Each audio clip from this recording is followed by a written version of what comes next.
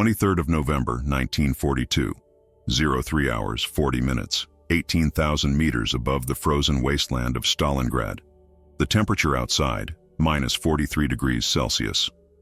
Oberleutnant Klaus Hartmann had been flying combat missions for 19 months, 63 confirmed kills, 2 Knight's Crosses, a reputation that made younger pilots straighten their backs when he entered the briefing room.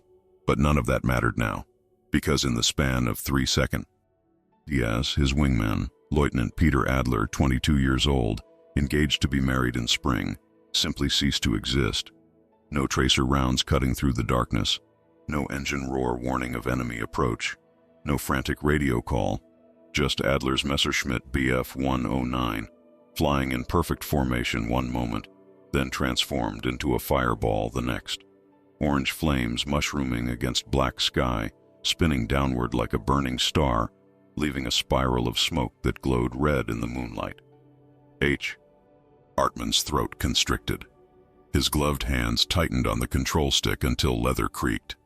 The radio crackled, static, then breathing, panicked, shallow breathing. Then a voice, thick with terror. Bruxa. Die Bruxa ist hier. The witch is here. Hartmann's eyes swept the night sky. Nothing. Just stars, cold and indifferent. The moon, half full, casting pale light on the endless snow below. He checked his 6 o'clock. Clear. 11 o'clock. Clear. His aircraft's instruments glowed faintly green in the cockpit.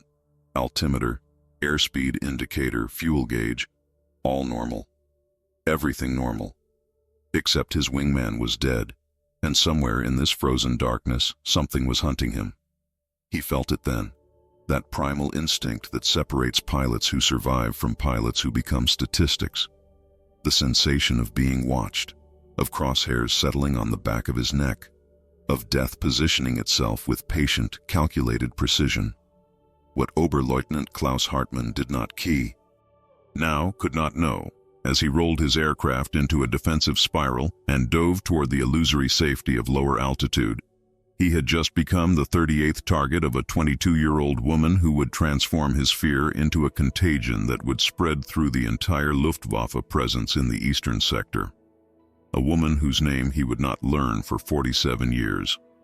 A woman who, in that precise moment, was banking her Yakovlev Yak-1 fighter into pursuit position, her finger resting lightly on the trigger, her eyes, gray as winter steel, tracking his every movement with the patience of a wolf tracking wounded prey.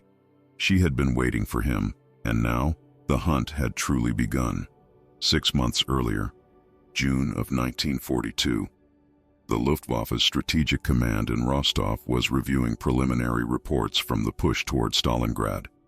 Confidence saturated every briefing, every tactical assessment, every conversation in officers' mess halls across the Eastern Front.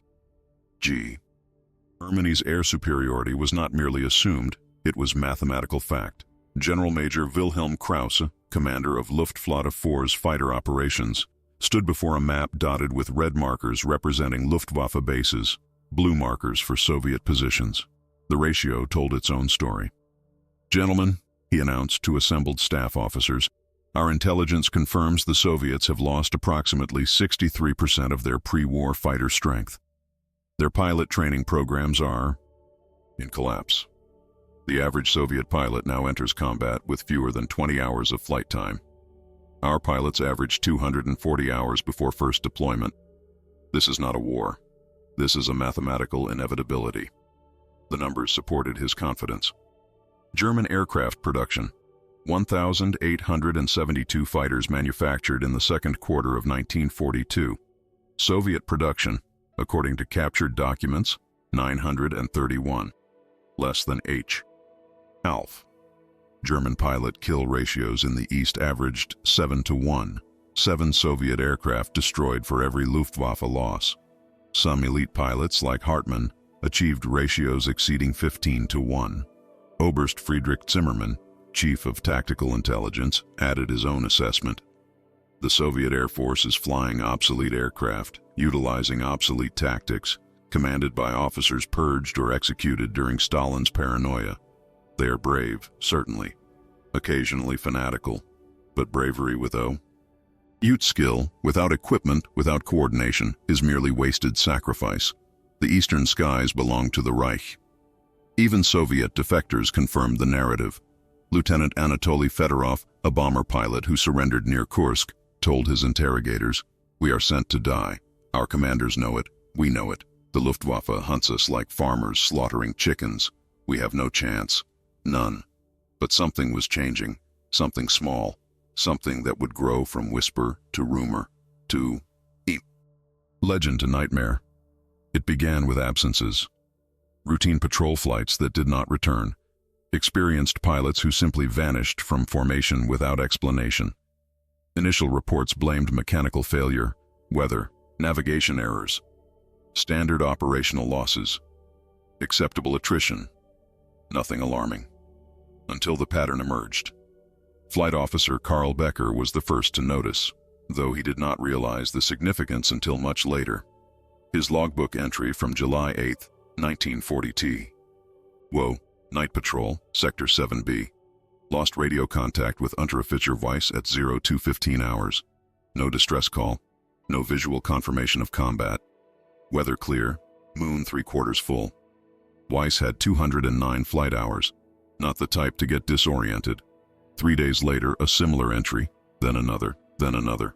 By mid-August, General Major Krauss's staff meetings had acquired an undercurrent of unease. The statistics were subtle but persistent. Night operations were experiencing a 4% increase in losses. Not catastrophic, but noticeable, troubling, unexplainable. Maintenance issues, suggested one officer. These extreme temperatures, engines failing. Possible, Krauss replied, though his tone carried doubt. But maintenance records show no corresponding increase in mechanical problems among aircraft that return. The real answer was flying combat missions every night, sometimes 3 sorties per darkness, operating from a forward airfield so close to German lines that she could hear their artillery. Her name was Senior Lieutenant Yekaterina Mikhailovna Zelenko. Though in documents, reports, and the fearful whispers of German soldiers, she would become known simply as Bruxa, the witch, or sometimes Der Geist, the ghost. She had not always been a killer. 18 months earlier, she had been a flight instructor at a civilian aviation club outside Moscow, teaching teenagers how to execute proper stall recovery and maintain coordinate. Ted turns. She enjoyed it. The simplicity. The joy on students' faces when they soloed for the first time. She had logged over 900 hours of flight time, but had never fired a weapon in anger. Never even considered military service beyond the basic pilot reserve requirements. Then came June 22, 1941, Operation Barbarossa, the German invasion that shattered the morning with bombs and bullets, and the screams of civilians running from fires that consumed entire ville. Ages. Her family lived in Vyazma. Past tense, lived. Her father, a railway engineer. Her mother, a school teacher. Her younger brother, Dmitri, age 14, who wanted to be a pilot like his sister. The Luftwaffe bombing raid on August 9, 1941, killed them all. Her father crushed under the collapsed railway station where he had been coordinating evacuation trains. Her mother and brother incinerated in the school building where they had been sheltering with 200 and therm. 7 other civilians. The building was not a military target. It was clearly marked with red crosses on the roof. They bombed it anyway. Yekaterina was 400 kilometers away when it happened, ferrying training aircraft to rear positions. By the time she received the news, her family had already been buried in a mass grave. She never saw their bodies, never said goodbye, never received anything to hold, to remember them by, except a burned photograph that a neighbor salvaged. Half of H. Her brother's face still visible, smiling, unaware that in 3 weeks he would be ash. Something fundamental had broken inside her. Not broken, transformed, crystallized, sharpened into something harder than steel, colder than the Siberian winter. She volunteered for combat duty immediately. The military, desperate for pilots, waived the usual restrictions against women in fighter roles. They assigned her to the 586th Fighter Aviation Regiment, equipped with Yakovlev Yak. 1 fighters, adequate aircraft, not exceptional, Not terrible. Fast enough, maneuverable enough, armed with a single 20mm cannon and two 12.7mm machine guns. Her commanding officer, Major Pyotr Volkov, a veteran with gray streaking his temples and a limp from a crash landing, reviewed her file with skepticism. 900 hours, all civilian, no combat experience, no gunnery training, no formation flying. You understand, we're not running an aviation club. Here, Senior Lieutenant. I understand, sir. You understand that German pilots have better training, better aircraft, better tactics, and a kill ratio that makes this a suicide assignment? Yes, sir. Volkov studied her face, saw something there that made him pause. Why are you here? To kill Germans, sir. The simplicity of her answer, delivered without emotion, without bravado, without hatred even, just flat, factual certainty, made Volkov uncomfortable. You'll be dead in a week. Perhaps, but so will some of them. She was not dead in a week. After 6 weeks of intensive combat training, gunnery, aerial tactics, emergency procedures, she flew her first combat mission on September 29, 1941, a daylight bomber escort. Her hands shook on the control stick. Her breathing came too fast. When the Messerschmitts appeared, screaming down from altitude advantage, she wanted to run. Every instinct screamed to dive away, to flee, to survive. But she thought of Dmitri, 14 years old, burning alive in a schoolhouse. She turned into the attack. Her first burst missed by 20 meters. The Messerschmitt rolled past her, the German pilot probably laughing at the incompetent Soviet. She pulled hard, graying out from G-force, her vision narrowing to a tunnel. She fired again, missed again. The German made a mistake then. Overconfident, he slowed for a better firing solution on a Soviet bomber, just for 2 seconds. That was enough. Yekaterina's Liwa. Fired burst stitched across his engine cowling. White smoke erupted. The Messerschmitt began trailing fire. She followed, methodically, patiently, firing in short, controlled bursts, just as the training manual prescribed. The German pilot bailed out at 3,000 meters, his parachute blossoming white against blue sky. She circled his descending form once, watching him drift towards Soviet-held territory where he would be captured, watching him live, watching him survive to return home someday. Perhaps to a family that would embrace him, grateful he had not died over some frozen Russian field. Her brother would never return home, would never grow old, would never marry, have children, live the life stolen from him by men in aircraft exactly like the one now burning its way toward the ground. That was her first kill. It taught her that she could do this, that she could kill. By her 10th mission, she had 3 confirmed victories. Her hands no longer shook. Her breathing remained steady even when tracers snapped past her canopy. She discovered something about herself, something that would have horrified the young flight instructor she had been before. She was good at this. Exceptionally good. Not because of natural talent. Plenty of pilots had better reflexes, better eyesight, better instincts. She was good because she approached combat with the methodical precision of an engineer solving a mathematical problem. Deflection angles, closure rates, energy management, lead CA, elsulation. Every engagement was a series of inputs and outputs, variables to be optimized, and she learned. Every mission she analyzed what worked and what failed. She kept a notebook, writing observations after landing. Messerschmitt pilot dove away after initial pass. Anticipate defensive dive, position below for second attack. Or, Stuka formation breaks left when attacked from high 6 o'clock, approach from 4 o'clock instead, forces them into turn across firing line. By December 9, 1941, she had 9 confirmed kills. Respectable. Better than average for a Soviet pilot. But not exceptional. Not yet. Then came the night that changed everything. It was December 23rd. The regiment had been conducting daylight operations for weeks, losing aircraft at an unsustainable rate. The Luftwaffe's qualitative advantage was simply too great. Veteran German pilots in superior aircraft slaughtered Soviet formations with methodical efficiency. Yekaterina's squadron had started the month with 16 pilots. By the 23rd, 7 remained. The others were dead, captured, or too badly wounded to fly. Major Volkov gathered the survivors. His face looked older, carved with exhaustion and grief. New orders. We're transitioning to night operations, harassment missions, low-level strikes against German supply routes and forward positions. One of the pilots, Lieutenant Grigory Sokolov, laughed bitterly. Night fighting? In these aircraft? We have no radar, no night fighting equipment, no training for nocturnal combat. This is suicide with extra steps. Volkov didn't disagree. Yes, but daytime combat is suicide with fewer steps. At least at night they can't see us either. Maybe we live a little longer. Yekaterina said nothing, but her mind was working. Night operations, limited visibility, reduced German advantages, and something else. Something she had noticed during dusk patrols.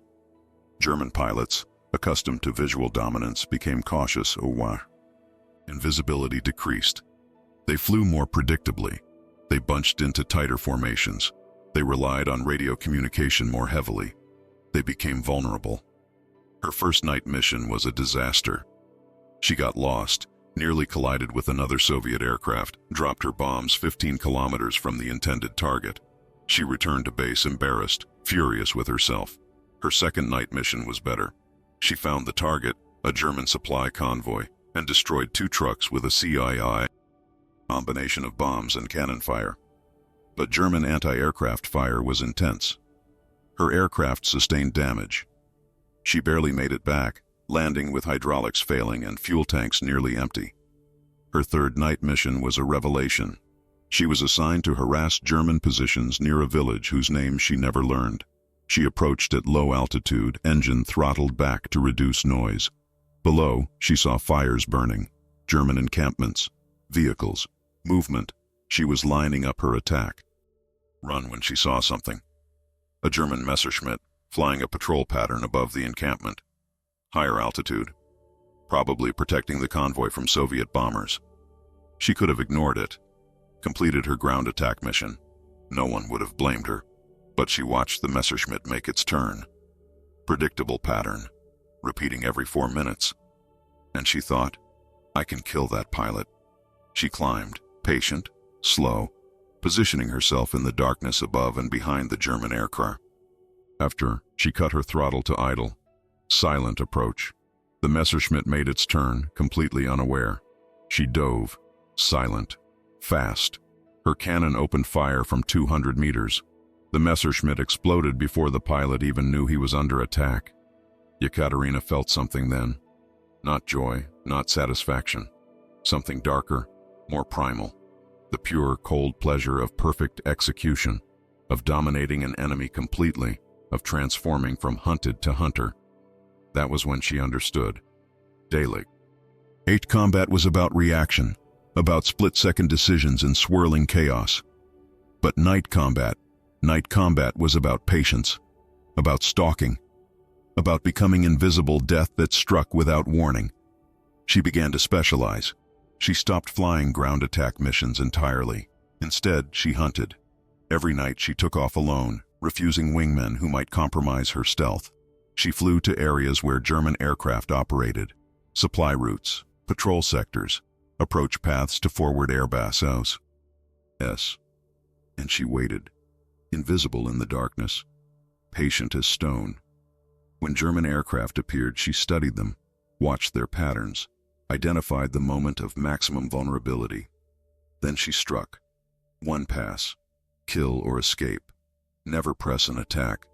Never give away position unnecessarily.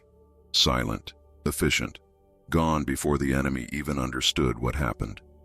By January 1942, she had 14 confirmed kills. By March, 21. By June, 31. Every single one at night. Every single one without the victim ever seeing her coming. The Luftwaffe began to notice. Oberst Friedrich Zimmermann's intelligence briefing, July 7, 1942, had lost its earlier confidence. Gentlemen, we have a situation in Sector 7B. Over the past 6 months, we have lost 19 aircraft in night operations. All fighters. All experienced pilots. None transmitted distress calls. None reported visual contact with enemy aircraft. None showed evidence of ground fire. Damage. General Major Kraus frowned. 19 aircraft in one sector. That's statistically anomalous. Yes, sir, and it's accelerating. 4 losses in January, 3 in February, 2 in March, 3 in April, 5 in May, 7 in June. The pattern is clear. Someone or something is systematically targeting our night operations. What do the survivors report? Zimmerman hesitated. That's the problem, sir. There are no survivors. Or rather, the few pilots who encountered this threat and survived report inconsistencies. Explain. Zimmerman shuffled papers, clearly uncomfortable. Unteroffizier Hans Becker, 209 flight hours. Solid pilot. Encountered unknown threat on July 1st. His report states, flying night patrol, 0230 hours. Lost visual contact with my wingman. Seconds later, saw his aircraft explode. Never saw attacker. Never heard engine. Felt presence, like being watched by something predatory. Broke off patrol immediately. Returned to base. Another officer snorted. Felt presence? This is combat report or ghost story? Zimmerman continued. Lieutenant Otto Kraus, 317 flight hours, Knight's Cross recipient. Encountered same threat July 4th. His report, unknown enemy fighter, appeared without warning. Black aircraft, possibly Yak-1. Pilot extraordinarily skilled. Defensive maneuvers ineffective. Survived only because enemy broke off attack after damaging my aircraft. Did not pursue. As if enemy chose to let me live. Silence in the briefing room. Let him live. Kraus's voice was skeptical. Soviet fighters breaking off attack? That's not their doctrine. They press until ammunition exhausted or aircraft destroyed. Yes, sir. Which is why this is concerning. We're not dealing with normal Soviet tactics. We're dealing with something else. Someone else. Corrected another officer. Aircraft don't fly themselves. Agreed. One pilot. Operating alone. Night specialist. K. Ill count we estimate at 19 confirmed, possibly more unconfirmed. Operating with impunity in our airspace. And somehow, pilots who survive encounters speak of this threat with... Zimmerman paused, choosing words carefully. With fear bordering on superstition. That word. Superstition. It hung in the briefing room like smoke. German officers, trained in rationality, in technology, in doctrine, shifting uncomfortably at the suggestion their men were becoming afraid of ghosts. But they were... And the fear had already metastasized beyond official reports, beyond officer briefings, into the whispered conversations of enlisted men, the letters home that censors flagged for concerning content, the increasing requests for transfer out of night patrol duty. Gefreiter Ernst Wagner wrote to his wife on July 12th. Maria, I must tell you something. Though the censors will likely remove this, we are losing men to something we cannot fight. They call it Die Bruxa, the witch. I have not seen it myself, but I have heard the screams on the radio. Men who realize in their final seconds that they are already dead. They say it is a woman, a Russian woman who flies alone and kills without mercy. The officers deny this, tell us it is myth, campfire stories. But the empty bunks tell different story. Franz is dead, Klaus is dead, Otto is dead. All-night missions, all without warning. I requested transfer to day operations, request denied. So I fly, and I pray, and I listen to the darkness, and waiting for the engine that makes no sound. The letter never reached his wife. Censors intercepted it, filed it in classified reports about morale concerns. Ernst Wagner himself died 6 days later. Night patrol, no distress call. Aircraft found crashed near Kalach, pilot still in cockpit, 20mm cannon shells through engine block and fuel tanks. Precise, professional, fatal. Major Volkov noticed the change in Yekaterina. She had always been quiet, focused, but now she existed, in a state of perpetual intensity, as if the rest of the world had become translucent, unreal, and only the hunt mattered. She slept 4 hours per day, spent the rest of her time studying intelligence reports, German radio intercepts, maps showing enemy aircraft patterns. "You need rest," Volkov told her in August. "You're flying every night, multiple missions. This pace is unsustainable." She looked at him with those gray eyes, cold as winter. How many missions did the Germans fly when they bombed Vyazma? He had no answer. "I'll rest," she said, "when there are no more Germans in our sky, or when I'm dead, whichever comes first." By September 1942, her confirmed kill count reached 34, and that's when Klaus Hartmann entered the story. Hartmann arrived at his new posting on September 18th, transferred from the Western Front, where he had spent 15 months dueling British Spitfires over France and the Channel. He had an enviable record: 63 confirmed victories, 2 Knight's Crosses, reputation as one of the Luftwaffe's most skilled fighter pilots. His new squadron commander, Hauptmann Dieter Schultz, greeted him with visible relief. "Thank God they sent someone competent. We're being slaughtered here, Hartmann." "Slaughtered? By the Soviets?" Hartmann's tone was skeptical. He had studied kill ratios. German pilots in the East were achieving some of the highest victory counts in military history. "By 1 Soviet, Schultz corrected. "Well, we assume it's 1. Could be several operating under same pattern, but intelligence thinks it's a single pilot. Night specialist. 34 confirmed kills in 9 months, possibly more. We lose a pilot every 4 days on average. Morale is collapsing." Hartmann frowned. "One pilot shouldn't create this level of disruption. Improve your night fighting procedures, implement better radio discipline, coordinate paired patrols with visual contact."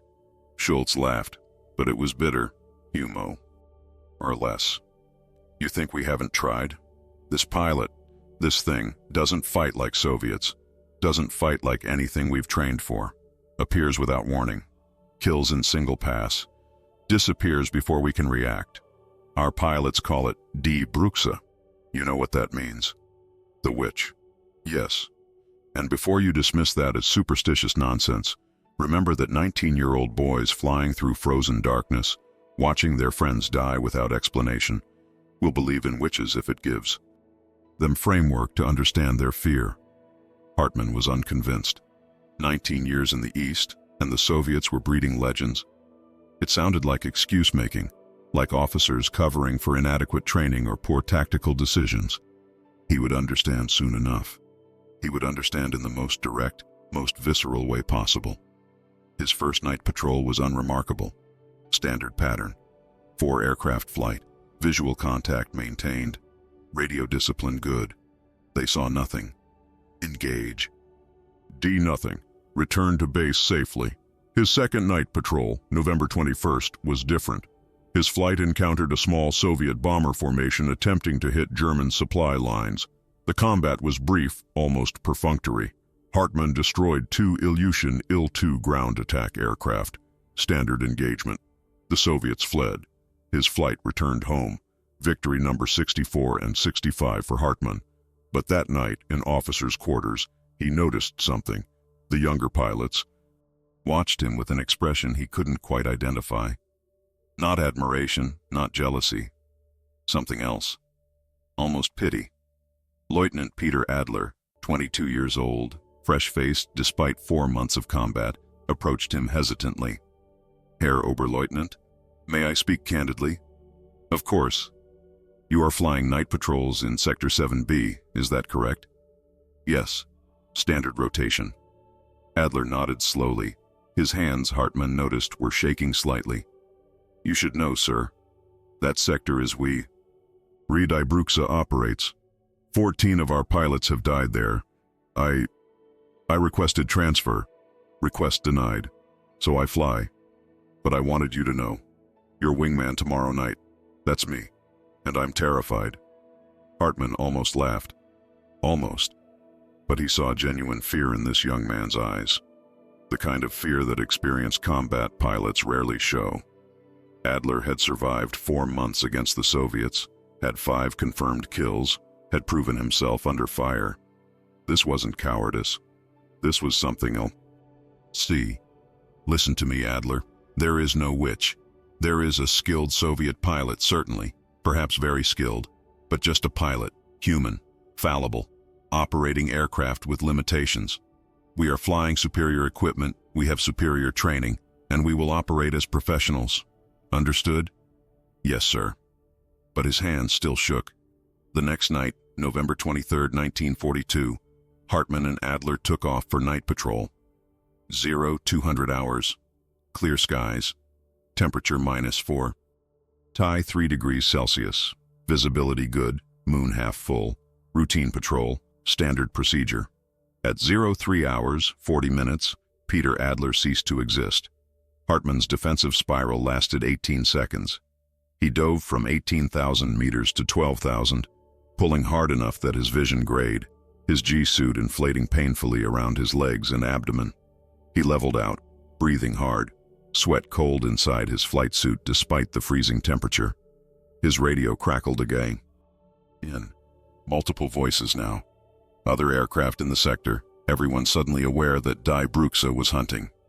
Break right, break right. Where is it? I don't see. Muller is hit. Muller is... Silence. Then, Muller is gone. Oh God, Muller is gone. 2 aircraft destroyed in 45 seconds. Hartmann's tactical mind, trained through 183 combat missions, tried to construct the geometry of the attack, to understand how a single enemy aircraft could destroy 2 German fighters, both veteran pilots, both alert and expecting attack, without anyone seeing where the shots came from. It was impossible. It violated every principle of aerial combat. Unless the attacker wasn't where they expected. Unless she, and Hartmann, despite himself, found himself thinking she, the superstition infecting even him. Unless she was using the darkness not as hindrance, but as weapon. Operating at their altitude or above, invisible against black sky, while they were still, whetted against the lighter ground below, patient, waiting for the perfect shot, 1 pass, 1 kill, then repositioning while chaos and panic disrupted German formation discipline. It was brilliant, terrifying, and it was working. Hartmann forced himself to think clearly. If he dove, he became predictable. If he climbed, he lost energy. If he remained at current altitude, he was vulnerable. Every option felt like trap. So he did something unexpected. He reversed course entirely, turned north, east, away from the patrol sector, away from the other German aircraft, flying perpendicular to expected patrol route. If this Soviet pilot was hunting predictably positioned aircraft, Hartmann would be unpredictable. He flew like that for 8 minutes, alone, waiting, listening to his own breathing, harsh and loud inside his oxygen mask, watching his instruments, watching his fuel gauge tick downward, waiting for the hammer to fall. It never did. At 0400 hours, he returned to B. Ace, landed, shut down his engine, sat in the cockpit for 3 minutes, hands trembling, not with fear, he told himself, but adrenaline after effects, before climbing down. Hauptmann Schultz was waiting. Adler? Hartmann shook his head. Müller? Gone. Weiss? I don't know. Lost radio contact. Schultz closed his eyes briefly. Weiss didn't return. That's 3 aircraft, 3 pilots, 1 night, 1 mission. He looked at Hartmann. Still think this is just a skilled pilot we can handle. With procedure? Hartmann said nothing, because he didn't know anymore. He had faced the best British pilots over the Channel, had fought against Spitfires flown by aces with dozens of kills. Never, not once, had he felt what he felt tonight. That sensation of being utterly, completely dominated, of being prey instead of predator. Over the next 2 weeks, the pattern continued. 4 more German aircraft destroyed, 4 more pilots dead. Hartmann flew 6 night patrols during that period. Saw nothing, engaged nothing, survived, but he felt her, every patrol, that pressure, that sensation of being watched by something patient, intelligent, and absolutely lethal. The squadron's morale disintegrated. Pilots who had been joking, confident, professional 6 weeks earlier, now sat silent before briefings, smoking cigarettes with shaking hands, writing letters home that censors flagged as concerning. 2 pilots requested psychiatric evaluation. 1, Lieutenant Franz Weber, shot himself in his quarters on December 7th. His suicide note, confiscated by command, read, "Better this than waiting for her. At least this way I choose." Hauptmann Schultz called emergency meeting, December 10th, 1942. All pilots required to attend. "Gentlemen, this situation has become untenable. We have lost 12 aircraft to this single Soviet pilot in the past 7 weeks. 12. That's more than we lost in previous 6 months combined. Command is demanding solutions. I have none to offer. Anyone?" Silence. Then Hartmann spoke. "We're reacting. We need to attack." "Attack what?" Schultz's frustration was evident. "We don't know where this pilot operates from. We don't know aircraft type for certain. We don't even know if it's actually one pilot or multiple operating under coordinated system." "It's one pilot," Hartmann said with certainty. "The tactics are too consistent, too personal. This isn't systematic doctrine, this is art, and art requires single artist. You're correct. How do we attack an artist who paints in darkness?" Hartmann had been thinking about this, obsessing about it really, during the hours he should have been sleeping. "We stop playing defense. We stop flying predictable patrols waiting to be hunted. We find her base. We attack at dawn, when night fighters are returning from missions, low on fuel, low on ammunition. We destroy her on the ground or catch her landing. We use our advantages: numbers, coordination, daylight visibly. ID." Schultz considered this. "Intelligence has identified 3 possible forward air bases where Soviet night fighters might operate. Attacking all 3 would require significant resources. And if we're wrong about location, we waste assets while this pilot continues killing us. Then we narrow it down. We analyze attack patterns, time of attacks, location of attacks, fuel consumption required, likely range radius. We treat this like intelligence problem. Find where she hunts. Determine where she must be hunting from. And we strike." For the first time in weeks, Schultz looked almost hopeful. "Can you do this analysis? Give me the records, attack times, locations, aircraft types engaged. I'll map it." They gave him everything. Hartmann spent 3 days doing something he had never imagined himself doing. Not flying, not fighting, but hunching over maps and charts and after-action reports, drawing circles and calculating ranges and studying patterns like mathematician instead of a pilot. The conclusion was clear. Almost all attacks occurred in 30-kilometer radius of single point. A forward Soviet airbase, probably temporary, probably disguised, located near village called Pestrovka. Range calculations suggested aircraft with standard Yak-1 fuel capacity, accounting for combat maneuvering and reserve fuel for return flight. It fit perfectly. "This is where she operates from," Hartmann told Schultz on December 13th, tapping the map. "I'm 90% certain." 90% doesn't win wars. "No, but it's better than 0%, which is what we have now." Schultz nodded slowly. "I'll request permission for strike mission. Dawn raid. Maximum strength. If you're right, we end this nightmare. If you're wrong..." He didn't finish the sentence. If they were wrong, Die Bruxa would continue her war of attrition, killing German pilots one by one, until nobody was willing to fly night missions anymore. Permission was granted.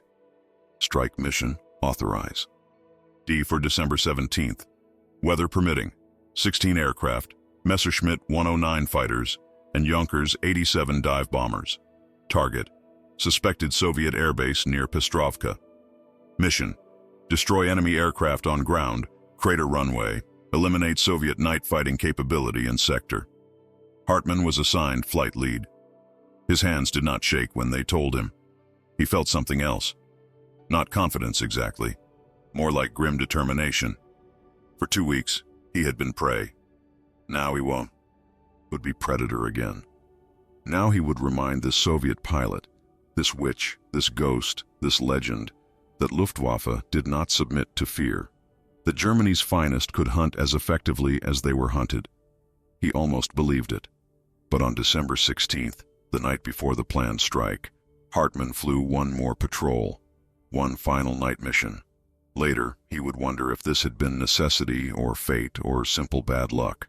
Command wanted reconnaissance of the target area before dawn strike. Why? Wanted confirmation that Soviet aircraft were present. Wanted to verify that intelligence was correct before committing 16 aircraft and pilots to dawn raid. Hartmann volunteered.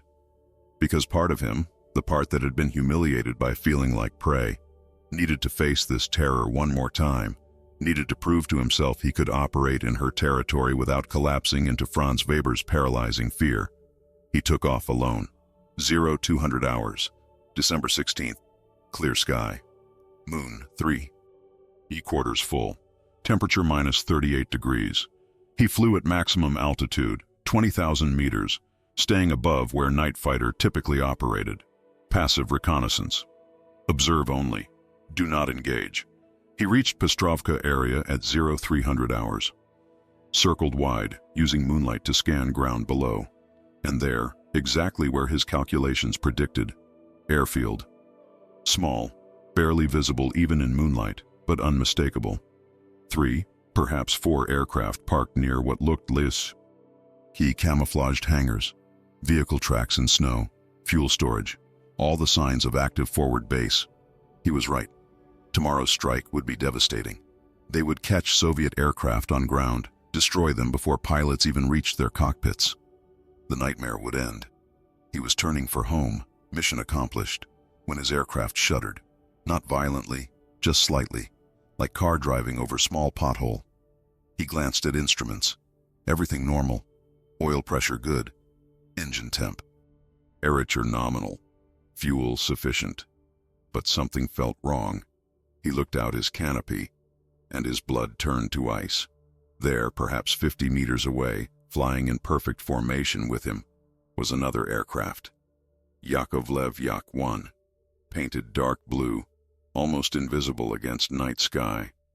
And through the cockpit canopy, illuminated by faint moonlight and instrument glow, he saw the pilot. A woman. Young. Face partially shadowed but unmistakably feminine. She was looking directly at him. Not with hatery. Not with anger, almost clinically. As if studying insect specimen. They flew like that for 3 seconds that felt like 3 hours. Hartmann's hand moved toward his control stick, pure instinct preparing for evasive maneuver. But something stopped him. Maybe tactical calculation. At this distance, any sudden movement might trigger her to fire first, and her finger was already on trigger. Maybe fascination. After 2 months of hunting ghost, here was the ghost made flesh, real and visible. I'd fear. Simple primal fear that froze him more effectively than any cold. She made no hostile move, just flew alongside him watching. Her eyes, even at this distance, were pale. Gray or blue, impossible to tell in moonlight. Her expression was neutral, not triumphant, not mocking, just evaluating. Then she did something that would haunt Hartmann for the rest of his life. She smiled. Small smile, barely visible. Not cruel smile, not victorious smile. Just acknowledgement, as if saying, I see you. Ooh, I know you. I have decided in this moment to let you live. Not because I cannot kill you, but because it serves my purpose for you to live. To carry message, to spread fear, to make every other German pilot in this sector understand that I am dominant here, that I am death itself, and that I choose when and whom to kill. Then she banked away. Smooth roll, descending into darkness below. Within 3 seconds, she had vanished completely, as if she had never been there. Hartmann flew home. On autopilot, his conscious mind barely functional. He landed, parked his aircraft, climbed down. Hauptmann Schultz was waiting, expecting reconnaissance report. The base? Schultz asked. Confirmed? Hartmann nodded mechanically. You saw aircraft? Yes. How many? 3, maybe 4. Schultz frowned. You look pale. Are you injured? How could Hartmann explain? How could he articulate that he had just experienced something more psychologically devastating than being shot at, more terrifying than any combat he had faced in 19 months of war? That he had been judged and found worthy only of dismissal, like wolf choosing not to kill rabbit because rabbit was too insignificant to bother eating. "I'm fine," he lied. "Strike can proceed tomorrow as planned." But that night Hartmann did not sleep. He lay in his bunk, staring at ceiling, replaying those 3 seconds over and over, the casual competence with which she had positioned her aircraft in his blind spot. The Pachu. It's required to stalk him to 20,000 meters without his knowledge.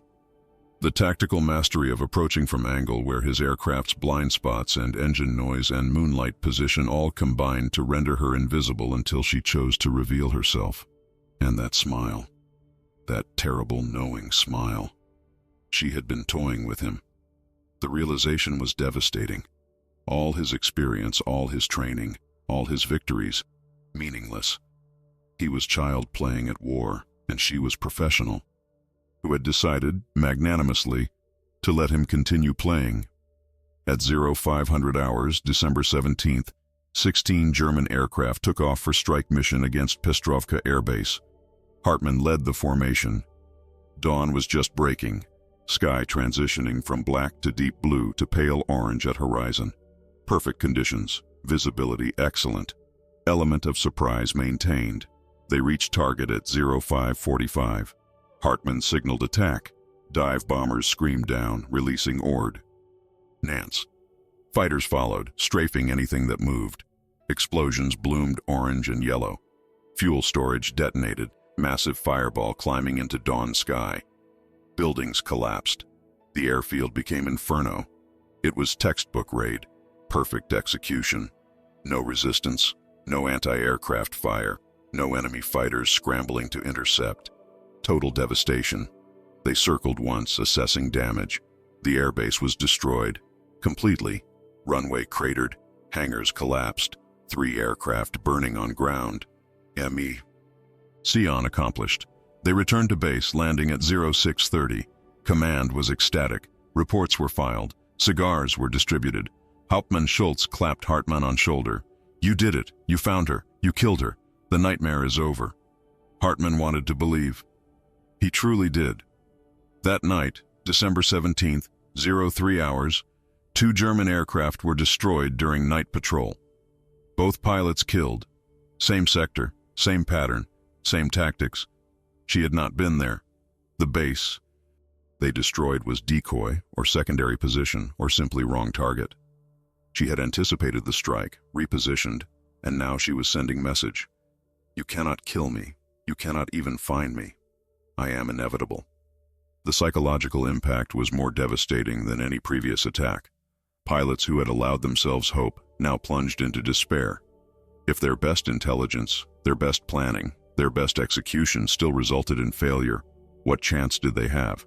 Over the next 3 weeks, 8 more German aircraft were destroyed, 8 more pilots killed. The rate was accelerating. Yekaterina, though Germans still did not know her name, was not just maintaining her campaign. She was intensifying it, as if the failed strike had angered her, or perhaps motivated her. Or perhaps she simply saw opportunity in German psychological collapse and was pressing advantage. Hartmann flew 4 more night patrols during that period. Each time he felt her presence. Never saw her. Never gauged her, but felt her, watching, evaluating, choosing not to kill him, because letting him live served her purpose better. On January 9, 1943, Hauptmann Schultz was killed. Night patrol, no warning. Aircraft exploded mid-flight. He had been 43 years old, veteran of Spanish Civil War, Battle of Britain, 2 years on Eastern Front. Competent officer, good leader. Dead in 3 seconds, killed by woman he had never seen. Command transferred Hartmann out of the sector. 3 days later. Not officially as relief. They phrased it as reassignment to critical strategic position requiring experienced fighter leader. But everyone understood. They were removing their most skilled pilot from sector where his skills meant nothing, where staying alive was not about competence but luck. Before he left, Hartmann visited squadron intelligence officer Oberst Friedrich Zimmermann, who had briefed them months ago about anomalous losses. The Soviet pilot, Hartmann sighed. Die Bruxa. Do we know anything about her? Name, background, anything? Zimmermann shuffled through classified files. Very little. Soviet pilots don't broadcast identities. Radio intercepts occasionally mention call sign Lastochka, means swallow, the bird. We've interrogated captured Soviet personnel. Most claim ignorance. A few, after persuasion, admitted hearing rumors. Woman pilot, young, lost family in early war, operates from mobile forward positions, extremely skilled, possibly psychologically damaged, obsessive focus on combat, little interest in anything else. That's all we have. No name. No name. Does it matter? It did matter, somehow, because names made people real, made them comprehensible. Ghost could be feared, but woman with name, with history, with reasons. Woman could be understood, perhaps even respected. Hartmann never spoke of his encounter with her, never told anyone about those 3 seconds of formation flying, about the smile, about the deliber. Ate choice to spare him. Some experiences were too psychologically complex to translate into official reports or casual conversation. He spent the next 4 months flying missions in different sectors, achieved 6 more victories, received oak leaves to his Knight's Cross, became minor celebrity in propaganda newsreels. But privately, he felt like fraud, because he knew that his victories against ordinary Soviet pilots meant nothing compared to his defeat, not military defeat, but psychological one. Defeat, at hands of women whose name he didn't even know. In May 1943, intelligence reports confirmed that Soviet night fighter activity in Stalingrad sector had ceased. Either the pilot had been killed, or transferred, or simply stopped flying. German losses in night operations dropped to normal levels. The nightmare was over, but it wasn't. Not really, because the pilots who survived carried the psychological scars. They flinched at shadows, started violently at unexpected NDS, flew with constant, exhausting hypervigilance. 7 pilots from Hartmann's original squadron were eventually transferred to non-combat roles due to psychological deterioration. 2 committed suicide. 1, Lieutenant Otto Kraus, was found in his quarters on July 22nd, having overdosed on sleeping pills. His final letter, addressed to his mother, read, "I cannot sleep anymore. When I close my eyes, I see her aircraft. I hear engine that makes no sound. I know she is coming for me, EUEV. And though intelligence says she is gone, I am so tired. I just want to sleep without fear. Please forgive me." Hartmann himself struggled. He completed war, survived, returned to Germany, built life, married, had children, became successful.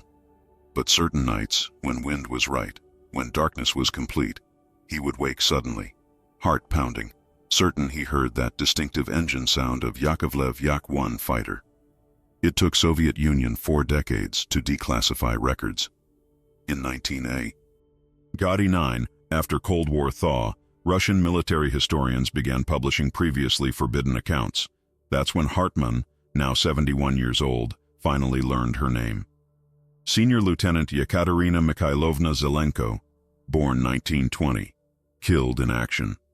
June 17, 1943, when her aircraft was shot down during daylight bomber escort mission, not by enemy fire, but by mid-air collision as she attempted to ram German Messerschmitt after expending all ammunitions. The Messerschmitt pilot, Lieutenant Hermann Becker, also died in collision. Both aircraft crashed near village of Anastasievka. Zelenko's body was recovered and buried with military honors. She was posthumously awarded title Hero of Soviet Union. Official kill count, 37 confirmed aerial victories. Unofficial count, based on German loss records cross-referenced with Soviet operational reports, possibly as many as 53, all achieved in 20 months of combat operations. 98% of her victories occurred during night missions. Survival rate of German pilots engaged by her at night, less than 15%. Records indicated she had been orphaned when Luftwaffe bombed her village in 1941. had volunteered for combat duty immediately afterward, had been described by commanding officers as professionally competent but psychologically concerning, appears to have no fear of death, no interest in life beyond killing Germans. Recommend psychology. Cal evaluation. Evaluation never occurred. Soviet Air Force was too desperate for skilled pilots to waste one on psychiatric concerns. Her aircraft, the Yak-1 with 37 kill markings painted by hand on fuselage, had been recovered and eventually preserved in museum in Volgograd. The museum dedicated entire room to female Soviet combat pilots of Great Patriotic War. Yekaterina's aircraft occupied central position. In June 1990, Hartmann traveled to Volgograd. He was 70, 2 years old. Moved slowly, walked with cane from old combat injury. But his mind remained sharp. His memories remained vivid. He stood in front of the Yak-1 for 20 minutes, saying nothing. The aircraft was smaller than he remembered, more fragile. Hard to believe something so delicate-looking had been instrument of such terror. The 37 white stars painted on fuselage, each one representing German pilot killed, each one representing someone's son, someone's husband, someone's father. The third star from the left. Was that Peter Adler? The eager young man who had confided his fear the night before he died. A museum guide approached. Elderly woman, probably in her 70s. "You are German," she said in accented but clear German. "Veteran?" "Yes." "You knew of her? Of Lastochka?" Hartmann hesitated. "I encountered her. Once. She spared me." The guide studied him with new interest. "Why do you think she did that?" "I don't know. Perhaps she ran out of ammunition. Perhaps she was low on fuel. Perhaps..." He paused. "Perhaps she wanted me to live, to spread fear, to break morale." "Perhaps," the guide agreed. "Or perhaps in that moment, she saw you not as enemy but as fellow pilot, as someone who understood what she understood. That war transforms humans into instruments of death, and that some instruments are more efficient than others." Hartmann nodded slowly. "I spent 47 years wondering why she spared me. I will never know. Does it matter?" He thought about that. About Franz Weber, who shot himself rather than face one more night of fear. About Otto Kraus, who overdosed on sleeping pills. About all the pilots who died, and all the pilots who survived but carried scars invisible to medical examination. "Yes," he said finally, "it matters, because the worst thing she did to me was not killing me. It was showing me that I was irrelevant, that my skills, my experience, my victories, all meaningless. She could have killed me anytime. She chose. She chose otherwise. That knowledge, that helplessness, was worse than death." The guide nodded. "She lost her entire family in the early war. Did you know this?" "I learned it later, from records. Her brother was 14, burned alive when Germans bombed his school. You understand what that did to her?" "I understand she became weapon. Pure weapon. Nothing else mattered." "Yes. And you Germans, you created that weapon. You took young flight instructor who loved teaching, loved aviation for its beauty and freedom, and you transformed her into angel of death. War does that. Takes best parts of humanity and twists them into worst." They stood together in silence. Two elderly people who had survived war that ended 45 years earlier, but whose psychological impacts would last until they died. "I came here," Hartmann said quietly, "because I needed to see proof that she was real, that she was human.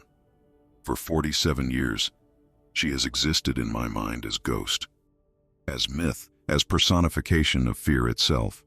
But she was just woman, young woman, skillful, angry, traumatized, human. Does that make it better, knowing she was human? No, it makes it worse, because humans are not supposed to be that efficient at killing, that cold, that relentless. Machines are relentless. Humans are supposed to tire, to doubt, to feel mercy. She felt none of those things, or if she did, she suppressed them completely." The guide smiled sadly. You are wrong about that. She felt mercy. Once. When? When she spared you. She could have killed you. She chose not to. That was mercy, even if she framed it as psychological warfare. She saw something in you worth preserving. Perhaps she saw herself before the war destroyed everything she loved. Perhaps she thought, this German pilot, he has family waiting for him, and I will not create more orphans, more widows, more mothers who lose sons. Or perhaps she was simply tired. We will never know. But I choose to belie. It was mercy, even in war, even after everything she suffered. She found one moment of mercy. Hartmann wanted to believe that. He truly did. But he thought about that smile, that knowing smile, and he wasn't certain. He returned to Germany the next day, never spoke publicly about his visit, never wrote memoir, never told his children about the woman who spared him. Some stories are too complex, too psychologically layered to be reduced to simple narrative. Klaus Hartmann died in 1998, age 76. Cause of death, heart failure. But his family noticed something. In final weeks of his life, he slept poorly, would wake frequently at 2 or 3 in the morning, heart racing, listening to silence. When his daughter asked what was wrong, he said, "Just old memories. They're louder at night." On the morning he died, his bedside table held 2 items, photograph of his wife and children, and small piece of paper with single word written in his careful handwriting, La Stochka. The Yak one remains in Volgograd Museum. 37 white stars, each one silent testimony to pilot who transformed grief into fury, fury into skill, skill into legend. Tourists photograph it. Veterans salute it. Children ask their parents what the stars mean, and the guides explain. Each star represents enemy aircraft destroyed. Each star represents war's terrible efficiency at taking ordinary people and transforming them into instruments of death. What the guides don't usually mean. Ancient because it's too complex for simple museum narrative. Those 37 stars also represent 37 German families who received telegrams, 37 mothers who buried sons or didn't bury them because bodies were never recovered, 37 widows or fiancés or girlfriends who waited for men who never returned. War creates heroes and villains, but mostly it creates absence. Empty chairs at dinner tables, names on memorials, photographs of young men and women frozen for Eve. Are at age when they died, never growing old, never experiencing futures stolen from them. Yekaterina Mikhailovna Zelenko was 23 years old when she died, ramming enemy aircraft because she had exhausted ammunition and refused to let him escape. Her family would have been proud, perhaps, or horrified, probably both. The lesson is this: war transforms.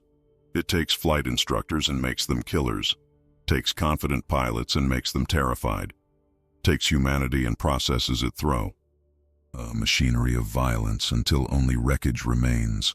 Wreckage of aircraft, wreckage of cities, wreckage of mines. And sometimes, in darkness over frozen wasteland, predator and prey meet, recognize each other, and in that moment of recognition, neither can claim moral superiority. Both are simply humans doing terrible things because war demands terrible things. One will die, one will live, but both are already damaged beyond repair. The stars on that aircraft fuselage don't just represent Vicky Tories. They represent the cost of victory, the price of survival, the weight of killing. 37 stars, 37 deaths, one woman who became death itself, and the men who survived her carried that knowledge until their own deaths, that they had been measured, evaluated, and judged worthy only of being spared, not defeated, not respected, simply dismissed. That perhaps was her greatest victory. Not the kills, the fear, the psychological dominance that persisted decades after guns fell silent. The legend that survived her death and grew stronger with each retelling. The pilots who woke at 3 in the morning, certain they heard engine that makes no sound, certain that death was approaching with patient, inevitable certainty. Die Bruxa, La Stochka, Yekaterina. the woman who became terror itself. And the lesson she taught, that ordinary humans, given sufficient motivation and sufficient trauma, can become extraordinary monsters, or extraordinary heroes, or perhaps both simultaneously, depending on which side of the guns you stand.